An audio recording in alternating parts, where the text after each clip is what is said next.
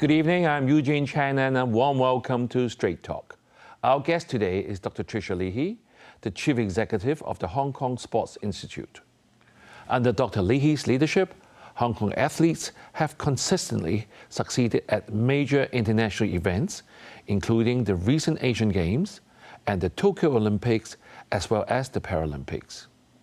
She previously worked at the Australian Institute of Sport as senior psychologist and was awarded the Australia Sport Medal for services to Olympic sports in 2000, following the successful Sydney Olympic Games.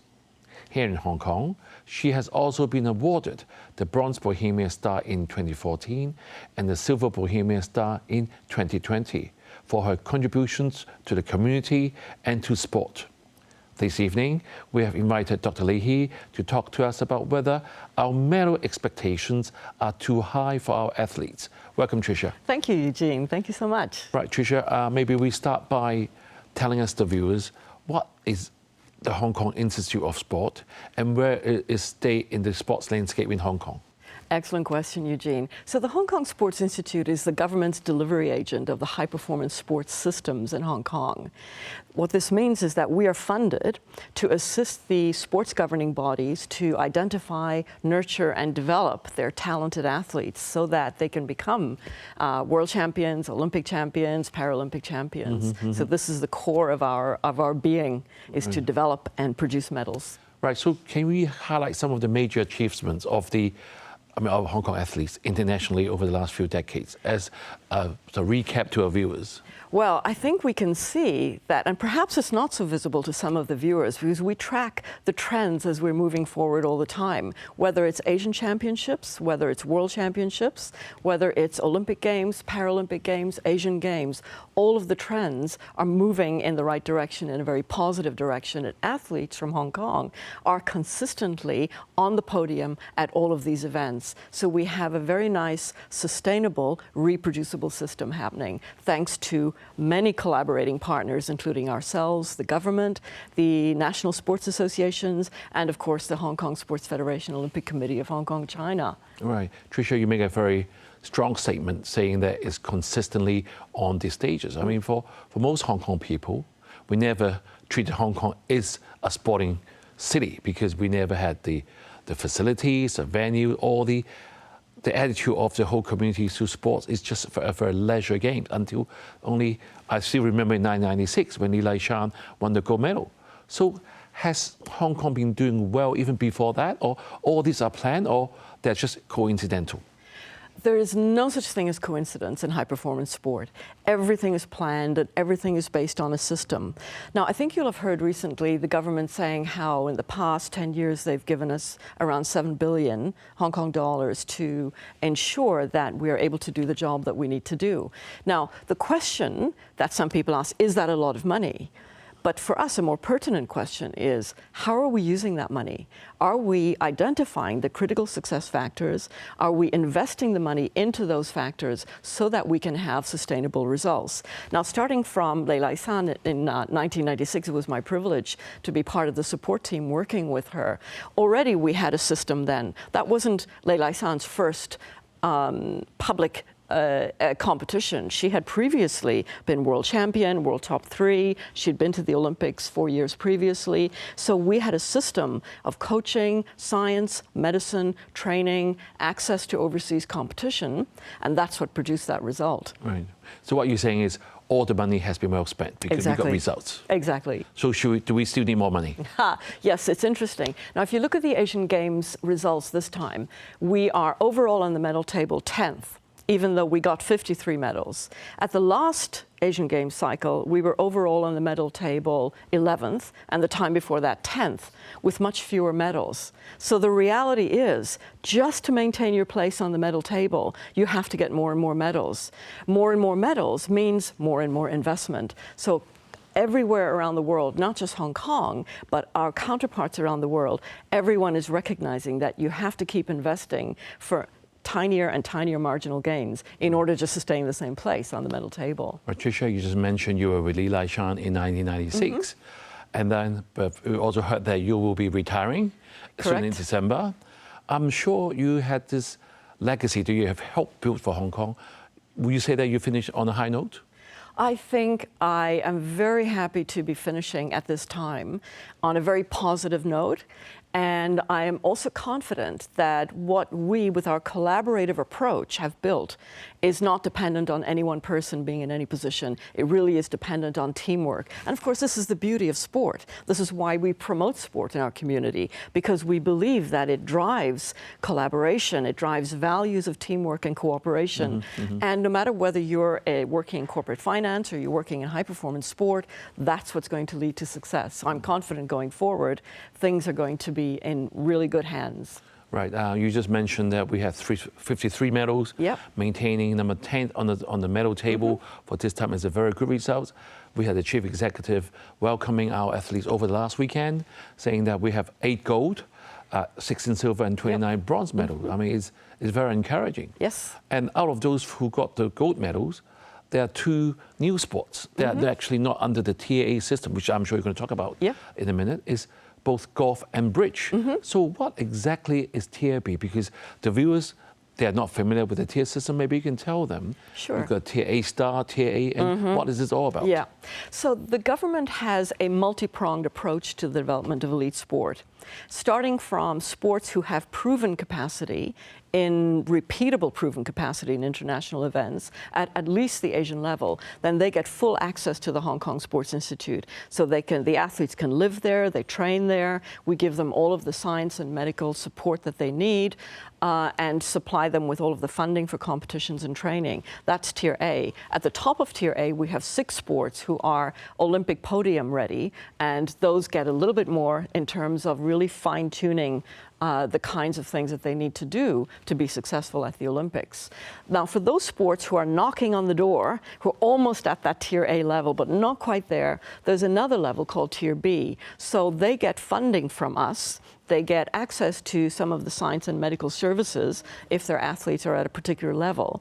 So this matrix of support that the government has provisioned for athletes is definitely producing results. So the purpose of tier B is we want them to get into tier A. So for example, golf, they're going to be eligible for tier A status in the next round of review because of their gold medal.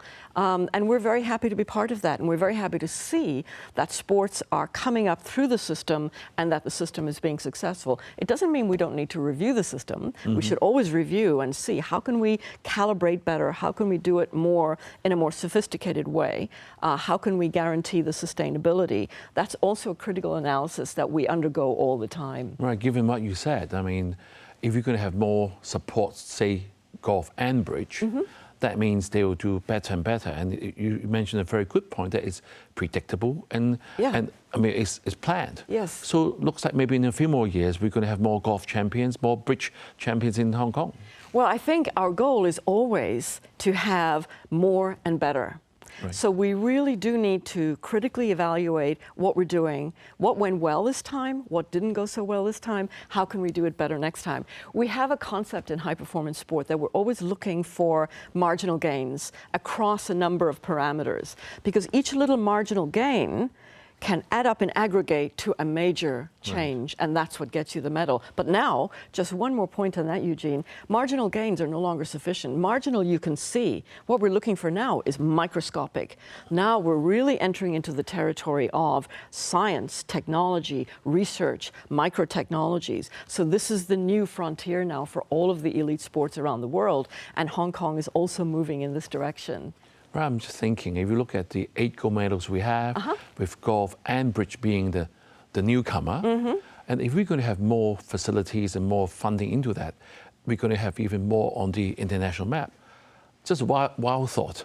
Does it mean that we're going to need more golf courses or even more venues for playing for bridges? One of the critical success factors in terms of high-performance sports results is world standard venues. If you can't train your athlete in a world standard venue, you're missing a major critical success factor. Now, we're fortunate at the Hong Kong Sports Institute that the government has funded us to have all of the world standard venues that we need.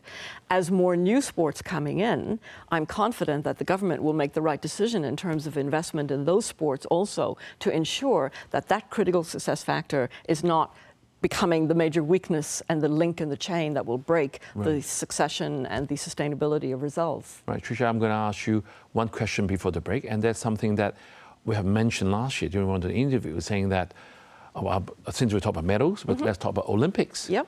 Hong Kong has been very fortunate that we get Olympic medals in 1996, 2004, 2012, and 2020, every 8 years. But we seem to miss out something in between. So this 8-year rule. You've been in the sport for a long time. So are we saying that we won't be getting any medal in 2024, but only in 2028? What is your prediction? It's a very good question.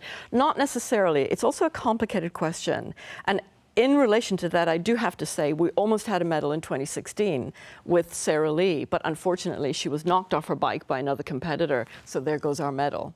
So it's not necessarily 8 years. That could be just a coincidence. But it's interesting that it does take an 8-year time period to develop a young athlete to be ready to compete on that international stage. So when you think about that, and then you think about when it comes to big events like the Olympics, anything can happen at any point. An athlete can get injured, fall off the bike, something else happens, and there goes your medal. Now, when we're in Hong Kong and we don't have a huge population, we have a 7-point-something million population.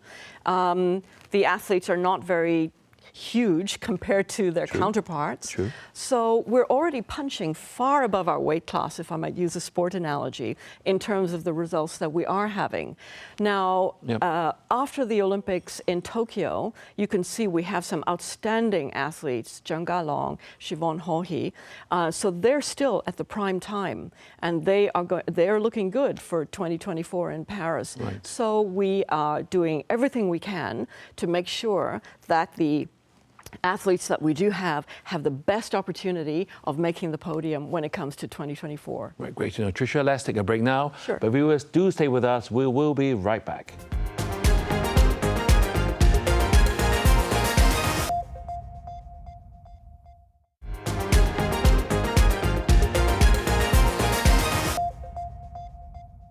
Thank you for staying with us. And we have been talking with Dr. Tricia Leahy about whether our medal expectations are too high for our athletes.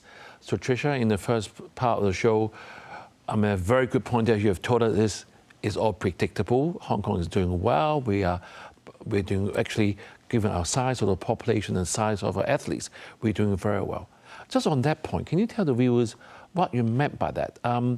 People often think Hong Kong is never a sporting city, as I said right at the beginning of the show, but now seems like we're getting results. And you said because the government has been put in the right use. And the title of the show today is whether we are expecting too much.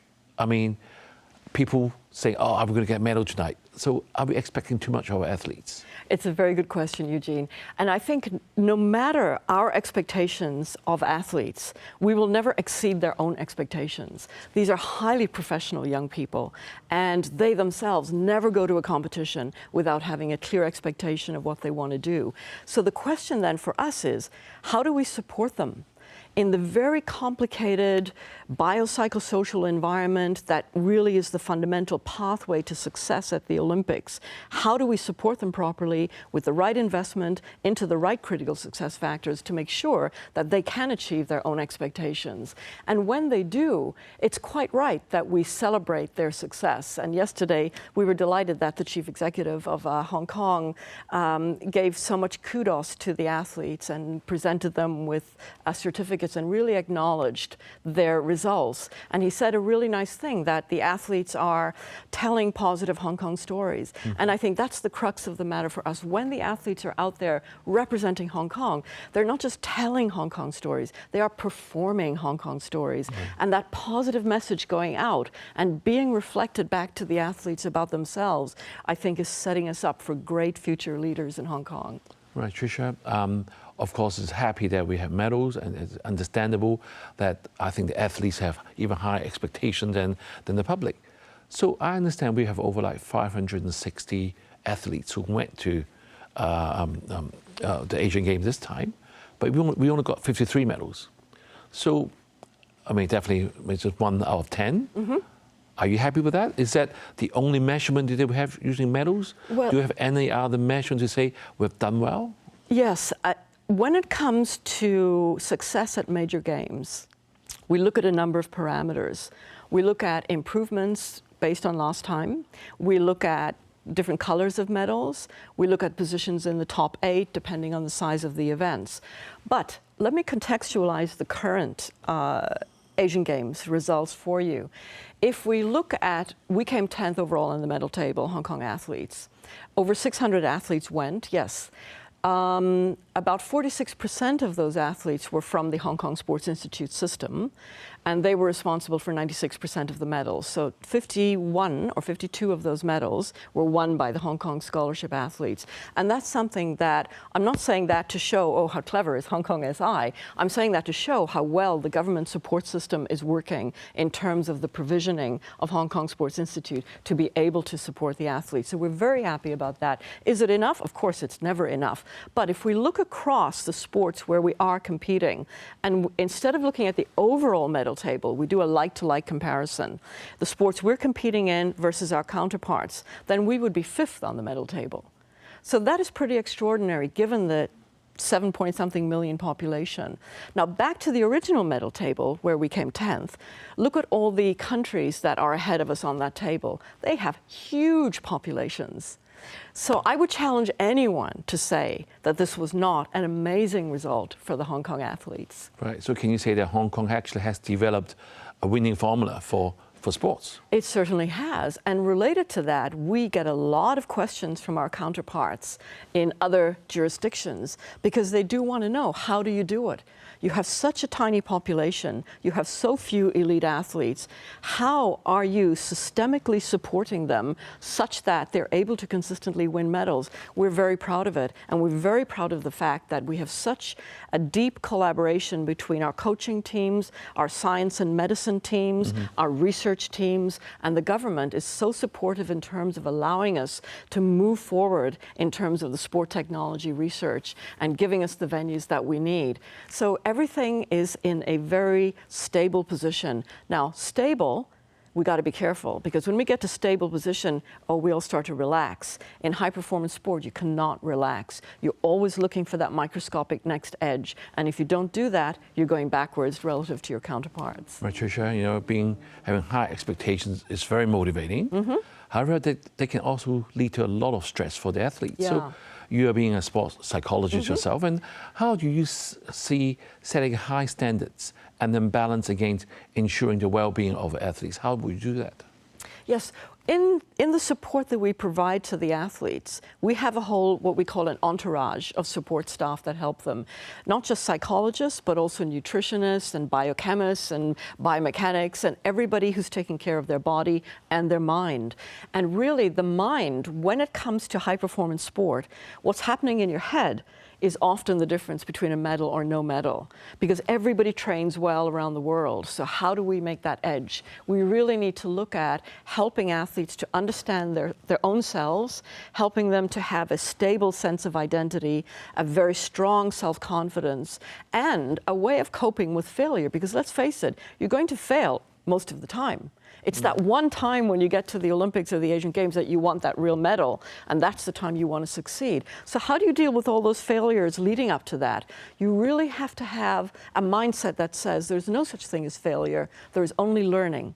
Every time I don't succeed the way I wanted to, I learn something, I move forward, and I think that's a very positive message for all of us to have.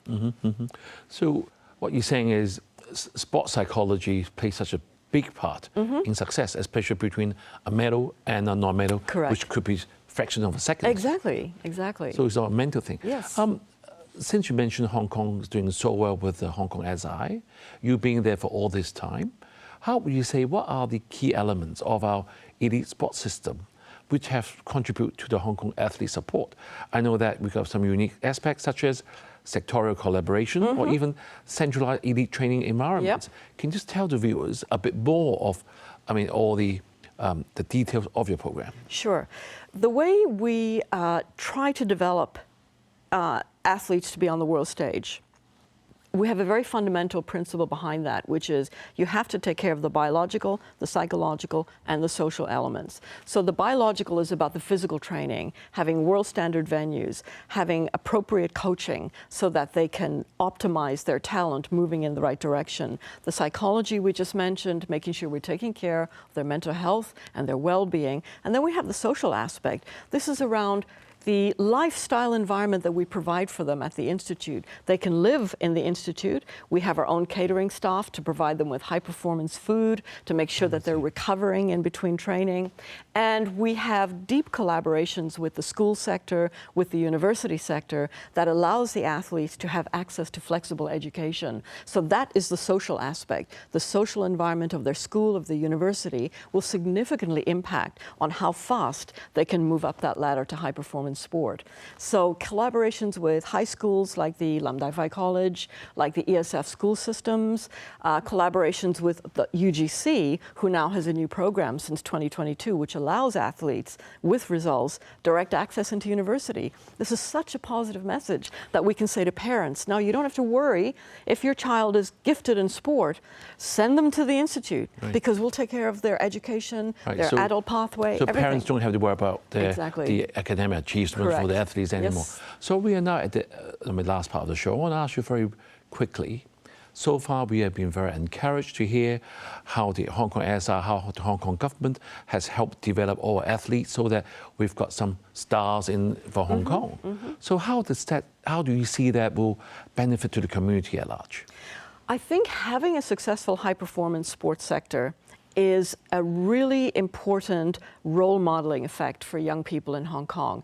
There are masses of research around the world showing the importance of sport participation for the development of young people, not just as individuals in terms of their physical and mental health, but also the effect it has on community, developing social cohesion, developing tolerance, and even between communities. The United Nations, for example, well recognizes the power of sport as a positive and celebratory space to bring communities together, to send positive messages about communities. So having a government which values sport and has a priority on sports policy is more and more common around the world because everybody sees the benefits for developing young people.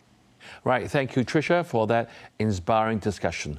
We will continue to support and celebrate the incredible achievements and contributions of all our athletes and look forward to an exciting future for sports in Hong Kong. Allow me to share with you a quote from athlete Wilma Rudolph, who overcame polio to win 3 gold medals and break 3 world records at the 1968 Olympics. Winning is great, sure, but if you are really going to do something in life, the secret is learning how to lose. Have a good evening and see you next week.